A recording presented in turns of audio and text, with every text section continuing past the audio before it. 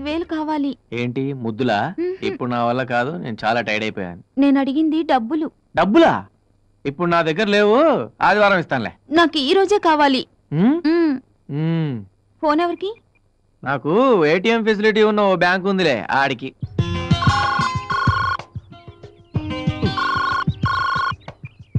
Hello, అరే రఘు, నేను రా. ఏం లేదురా, అర్జెంటుగా ఒక 5,000 కావాలరా. 5,000 లేవు గానీ వాళ్ళు 1,00,000 ఉన్నాయి, పనికొస్తాయా? సీరియస్ గా అడుగుతున్నాను రా, ప్లీజ్ రా. అవునురే, మొన్న ఇచ్చిన 20 పరిస్థితి ఏంట్రా? అది ఇది కలిపి 25,000 2 నెలల్లో తీర్చేస్తాను రా. ప్లీజ్ రా, ఈ 5,000 అడ్జస్ట్ చేయరా. ప్రస్తుతం నా దగ్గర అంత డబ్బు లేదు కానీ లంచ్ అవర్ లో ఆఫీస్ తగలడు, ఏదో చేద్దాం. థ్యాంక్స్ రా. సార్, ఇప్పుడే ఒక ఆవిడ ఇటు వచ్చింది. ఎట్టెళ్ళిందో చూసారా? చూడలేదండి. ఎర్రచీర కట్టుకుని సార్. చూడలేదయ్యా. చేతిలో గ్రీన్ కలర్ సూట్ కేసు కూడా ఉంది సార్. చూడలేదురా.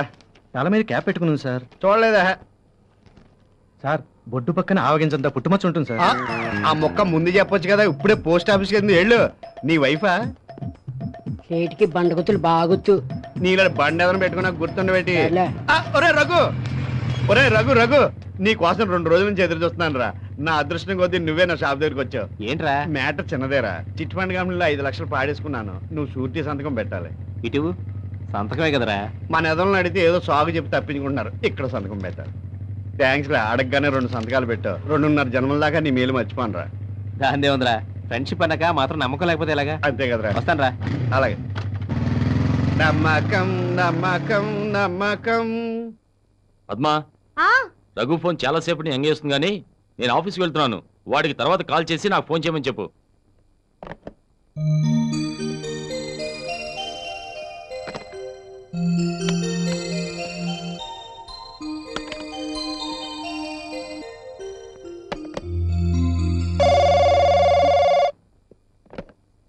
హలో, ప్రసాద్ ఉన్నాడండి? లేడు, ఆఫీస్కి వెళ్ళాడు. నువ్వు తొందరగా వచ్చే బాబు, ఇద్దరం కలిసి ఎక్కడికైనా లేచిపోదాం. ఇది ప్రసాద్లేనండి? కాదండి, రాంగ్ నెంబర్.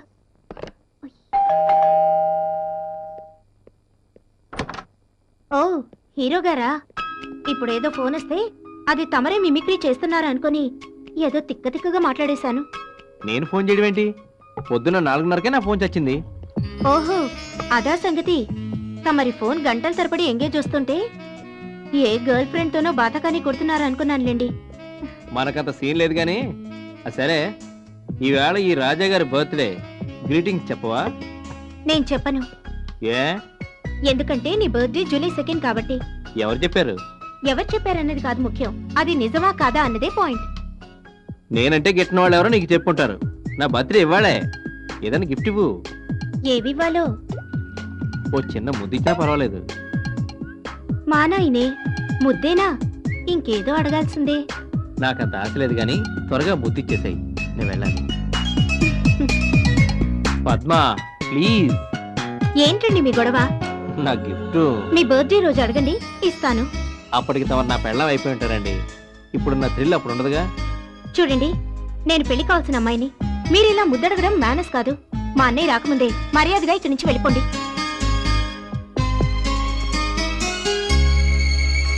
నిన్ను దొరుకు చెప్తాను.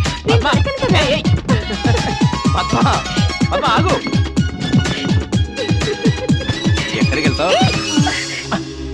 అడగగానే ముద్దిచ్చుంటే వ్యవహారం ఇంత దాకా వచ్చేది కాదుగా. ఇంతవరకు రావాలని అడగగానే ముద్దివ్వలేదు. దొంగ.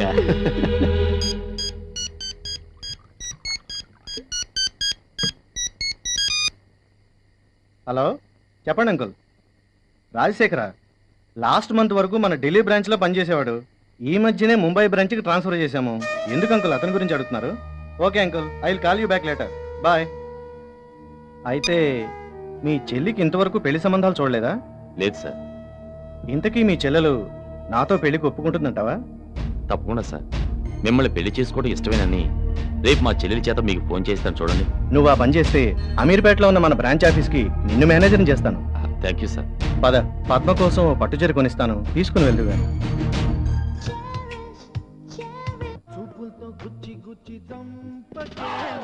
ఏంట్రా ఏ టైంలో వచ్చావు? కొంపలో మనశ్శాంతి లేక. ఏ, ఏం జరిగింది? పద్మకు నిన్ను చేసుకోవడం ఇష్టం లేదంట. నాతో చెప్పడానికి భయపడి ఇన్నాళ్ళు కాముగా ఉండి మా బాస్ కొడుకు రాహుల్ ప్రేమిస్తున్నట్టు ఇప్పుడు చెప్తోంది. వాడికి కూడా పద్మ అంటే ఇష్టమే అంట. నేను ఎంత చెప్పినా అది వింటలేదు. ఇన్నాళ్ళు ఏం కావాలన్నా తినాలన్నా డబ్బు లేక ఊరుకునేది. రాహుల్ చేసుకుంటే సుఖపడి చస్తుందని నేను కూడా ఎక్కువగా బలవంతం చేయకుండా వచ్చేసాను. నీ చెల్లెలు అంతగా అతన్ని ఇష్టపడుతుంటే అతనికి ఇచ్చి పెళ్లి చేయి. నాకెందుకు చెప్పడం? నీకెంత కూర? అది కాకపోతే దేశంలో ఇంకెవరు లేరే ఏంటి? నువ్వు సరే అంటే మా బంధువుల అమ్మాయి ఉంది, చూస్తానంటే చెప్పు, రేపే వెళ్దాం. అక్కర్లేదు, నాకు నిద్ర వస్తుంది. తమరు వెళ్తే నేను పడుకుంటాను. రే రఘు, నేనేదో డ్రామా ఆడుతున్నావు, నువ్వు ఫీల్ అవుతున్నావు. ఇందులో నా ప్రమేయం ఏమీ లేదు. నువ్వు నమ్మితే నమ్ము, లేకపోతే లేదు. రఘుని పెళ్లి చేసుకోవడం నాకు ఇష్టం లేదు, నువ్వు చెప్పలేదు? చెప్పాను. ఎవరికోసం చెప్పాను? నీకోసం చెప్పాను. నువ్వు రఘుని పెళ్లి చేసుకుంటే ముష్టి నెల జీతం మీద బతకాల్సి ఉంటుంది. అదే రాహుల్ చేసుకుంటే కోట్ల ఆస్తి నీ సొంతం అవుతుంది. అప్పుడు నువ్వు రోజు పీకల దాకా తాగి పడుకోవచ్చు కదూ. ఏంటి ఏం మాట్లాడుతున్నావు? పిచ్చి పిచ్చిగా ఉందా? నాకు కాదు పిచ్చి, నీకు పట్టింది డబ్బు పిచ్చి. అతగాడు నీ సరదాలకి తాగుళ్ళకి డబ్బులు ఇస్తున్నాడని నన్ను వాడికిచ్చి కట్టబెట్టాలనుకుంటున్నావు. నువ్వేమనుకున్నా సరే, నేను రాహుల్కి మాటిచ్చాను. నీ పెళ్లి రాహుల్తోనే జరుగుతుంది, గుర్తుపెట్టుకో. నేను చావనైనా చేస్తాను గాని వాణ్ణి మటుకు చచ్చినా పెళ్లి చేసుకోను. నువ్వు రాహుల్ని పెళ్లి చేసుకుంటే నా ఇంట్లో ఉండు, లేకపోతే అక్కర్లేదు.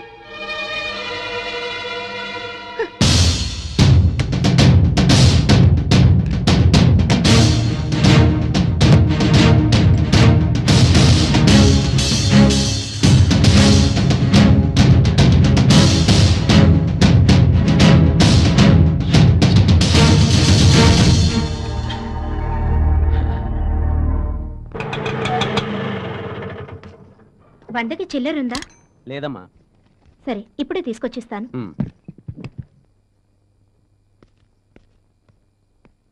రఘు, 10 రూపాయలుంటే ఇవ్వు, ఆటోకి ఇవ్వాలి. ఏమైంది పద్మ? తర్వాత చెప్తాను గానీ ముందు 10 రూపాయలు ఇవ్వు. ఇవిగో. నువ్వు భోంచేసావా? నాకైతే ఆకలి దంచేస్తోంది బాబు.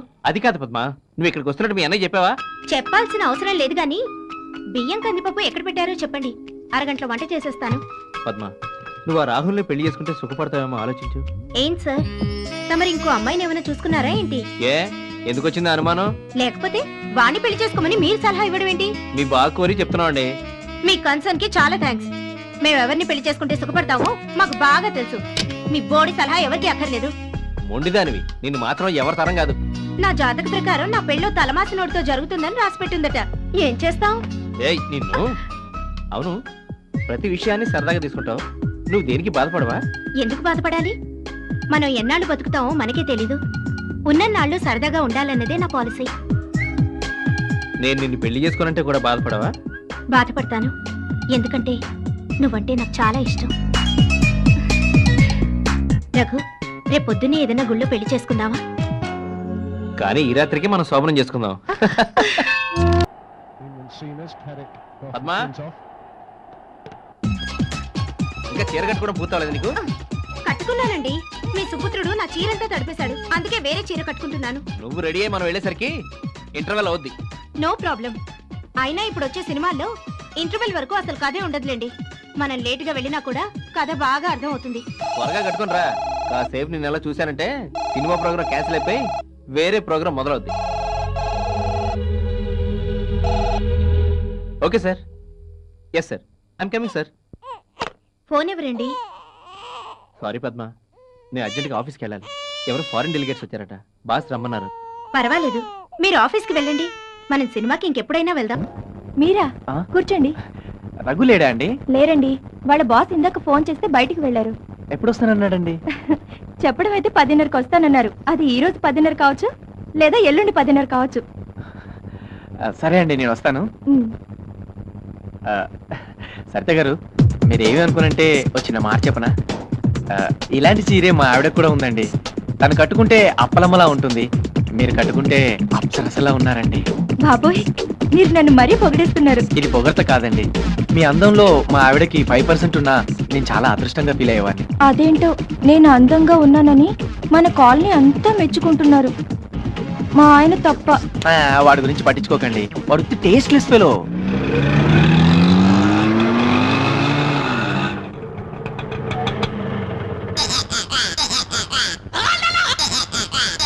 అమ్మయ్యా,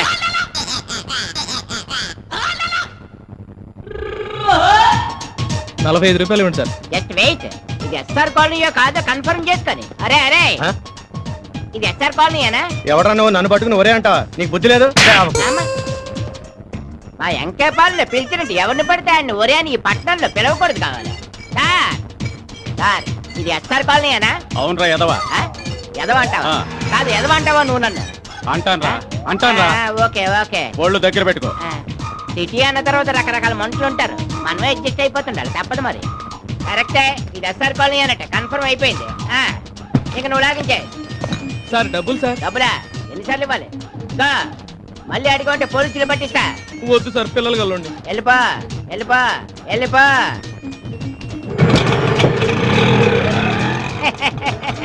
ఉత్త ఎరుబాబులాడు. పొద్దున్నే ఈడు వల్ల నాకు 50 రూపాయలు లాభం. అమ్మో అమ్మో అమ్మో, నా సెల్ ఫోను, నా సెల్ ఫోను.